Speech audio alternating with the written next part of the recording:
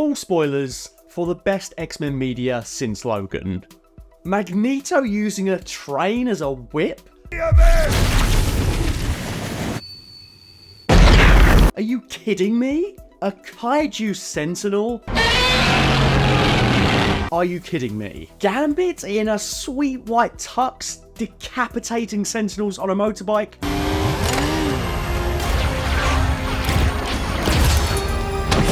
Are you kidding me? Cable? We're gonna have Cable. Are you kidding me? X-Men 97 hasn't dropped the ball once, but last week's episode, Remember It, was easily the best the show has been, so far. So far. I genuinely think the show's best moments are still ahead of it. Give me the rest of the episodes. Give me 5 more seasons. The X-Men are back in 2024, baby, and they are here to remind us why they are the GOATs. Remember it. Featuring blistering action, engrossing love triangles, and well-executed themes that cut to the core of the team, X-Men 97's mid-season chaos, that could have easily been a finale to a lesser Marvel show, has lit the screen up and given us the biggest stakes to a superhero tale since Endgame. I've been told I've gotten more negative with projects over the years, but I don't think I have. I think we've just had way more disappointments, far more mediocrity, and far less highs. X-Men 97 can contend with the best cape media I've covered on this channel, and that's why I'm practically bursting at the seams to talk about this one. So strap in, prep the X-Jet for takeoff, and come with me to Genosha because I want to break down what led us to Gambit's finest moment and his ultimate sacrifice. But before I get to all that, let's talk about today's sponsor, Raycon. Raycon very kindly sent me these awesome earbuds to try out. The noise isolation is top notch, only adding to the crystal clear call quality. I love taking a call on my bike.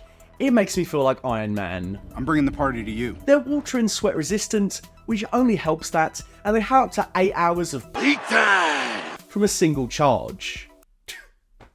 Sometimes these kinds of products can fall out of my ears really easily, but with these optimised gel tips, you can get the perfect in-ear fit. They simply will not budge. Trust me, daddy!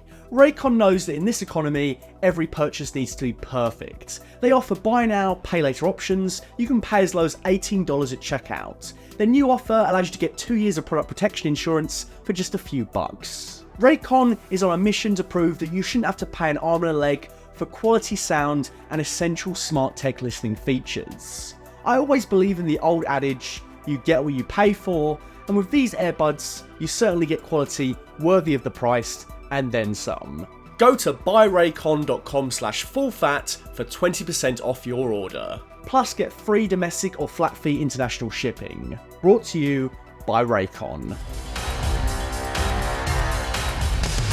Every week just getting to hear that theme again is enough to give this whole thing high praise because it's just that good. The whole theme song is great, but that electric guitar riff at the start knocks me out. It gets me so hyped for what is to come. Holy shit, I'm gonna come. What I've loved about getting to experience X-Men as a series again is getting to catch up with all of these characters week to week. I blame soap operas. The X-Men work in a serial format almost better than film because you can make it like a soap opera and advance so many different characters' storylines. And in different weeks, focus on different people. Dang, I'll be a wet bird on a live wire. This week we got Nightcrawler, one of my all-time favourite X-Men. His energy is just infectious, and the joy he brought to the inception of Genosha served to get the audience to relax into proceedings, making us even more shocked by what was to come. There's just way too many good X-Men. We've had a great lineup so far, but then you drop in someone like Nightcrawler and it ignites the excitement all over again. There's a practically never-ending list of team members to bring into the revival.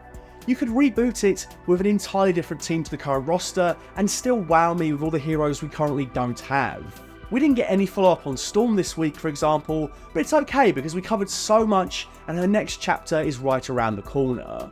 So the main focus this week is Rogue, Mags, and Gambit, but we also get great scenes with Scott, Jean, and Logan too. Because you're normal. Excuse me. I said because you're normal. You're ungrateful. Scott is still feeling raw over losing Nathan, which is more than understandable, and his rage caught on camera shows he may be the Boy Scout of the X-Men, but he isn't without a darker side. As mutants, they have to be holier than thou just to get put on the same playing field as the humans. Being caught out in a lie as if he did something truly abhorrent sends Psyche over the edge this week. After all, he was only trying to protect his son. You're Jean Grey. He's Scott Summers. Those are the rules. You just forgot him. I love that Wolverine pines for Jean Grey, but even when he gets what he wants in some affection from her, he pushes her away. He understands she's confused and things aren't right and that Scott loves her. He does the right thing always, in spite of his gruff persona. Logan cares about people deeply, and even though he's not had much screen time this season, the writers have truly gotten how he ticks. Don't tell me! You can explain! Of course, it turns out Scott's been naughty too, having a metaphysical tryst with Madeline Pryor. Jean! If you'll excuse us, Madeline. Why is it so funny seeing Jean's psychic project over him like that? She mad.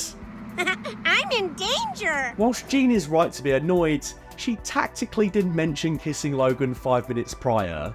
I love how messy and red-blooded the whole show has been. That whole idea that the movies show off beautiful people with washboard abs but are all fundamentally chaste has been shown up by a cartoon. It doesn't have to be lewd to reflect real people and real desires. The movies could take note.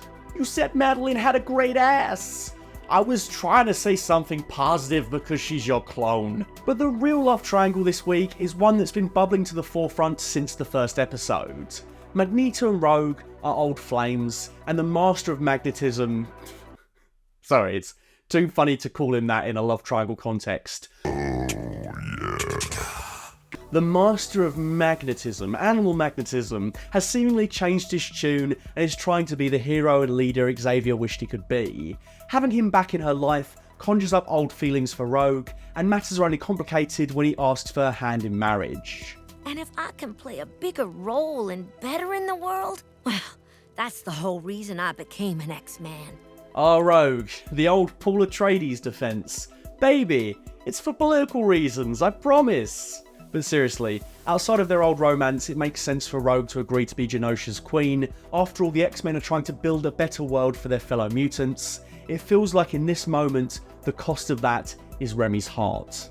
The poor fella got changed into this drippy look, and then he has to sit and listen to Rogue explain what she and Magneto used to get up to, all the things they can't do to each other. Ouch. But it is very understandable and human for Rogue to want to be touched, and it makes sense that she would be drawn to someone who could offer her the things everyone else around her has been able to take for granted. You light up everything you touch, but never me. What a well put and devastating line. Brilliant. As love triangles go, this one is really engrossing, and it's bolstered by some really well done shots. Watching Gambit throw his cards into the foreground fire here tells you everything he's feeling whilst hearing Rogue's stories. Later, we literally see Rogue and Eric's hands squish Gambit as sparks quite literally fly between them. Again, we have a cartoon putting more effort into its look and feel than some of the live action fare. The levitating dance against purple and blue hues set to the 90s banger Happy Nation by Ace of Base only adds to another atmospheric period episode. It's here that we get a reprisal of the best line in the episode, as Rogue realises she cannot ignore her love for Remy. But Remy was right. Some things are deeper than skin. Having said that, this whole episode was rife with banger lines. There is no love without sin. Yet so many allow their leaders to be terrorists. Forget how many sunrises your eyes have seen. They only ever seen one of you, Red. We shall not live our days wondering if we could have saved more. From eloquent to heartfelt to just plain badass, the dialogue has typified the quality of the storytelling on this show.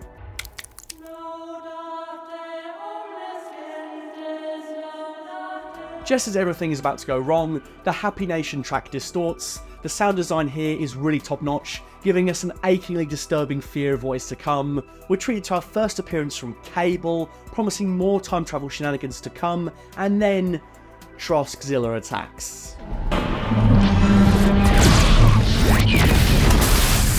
Showrunner Bo DiMaio wanted this sequence to parallel the chilling attacks in Orlando in 2016, giving this final act an appropriate grit synonymous with the X-Men and the series' long-standing parallels to real-life oppression and minority struggles. This scene is meant to show that sadly for the mutants, even their sanctuaries can be unsafe, but it also champions how their community comes together in the face of such a tragedy.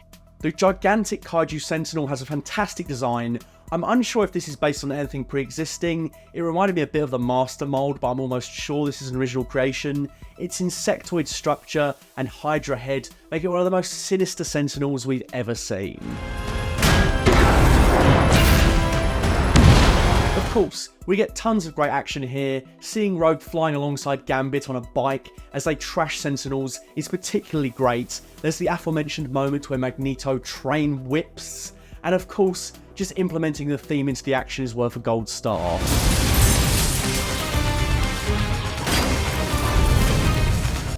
Oh yeah. Hab keine Angst. Magneto is seemingly killed. Whether that's permanent, I'm not so sure, and Madeline Pryor is killed, which I think is perhaps the episode's only misstep, because I enjoyed that messy love triangle with Scott and Jean, and killing her off seems all too convenient. One death I'm certain is going to stick happens to be the best moment of the entire episode. The cards always be in my favor. Gambit is fatally impaled by the beast, and there is no way out for either of them. The name's Gambit, mon ami.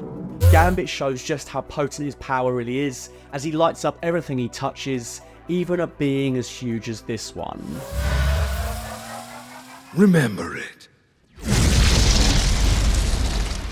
Gambit's final stand was so epic. If this is truly his end, then he went out looking his best and acting like an absolute boss. And I really would like some deaths to stick, because as I said, there's enough characters to go around. Sugar, I can't feel you. Now Rogue can finally touch Remy, but she still cannot feel him. What an ending.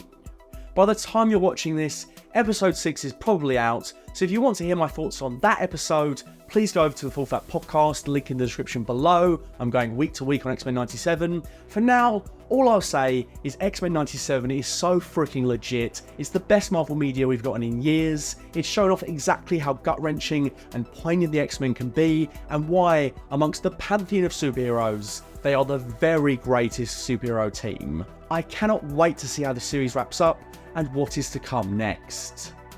Deadpool and Wolverine has some big shoes to fill if it's going to measure up to the series this year. Mr. Wilson, you appear to have soiled yourself while unconscious. A big thank you to my Full Fat tier patrons, Dr. Chike and TDW Fan. Thank you so much. You're keeping the lights on, and I really appreciate that. If you want some exclusive goodies like the podcast, written essays, video scripts, and more, and the chance to keep Full Fat going, then please consider getting a membership on Patreon at patreon.com/fullfatvideos.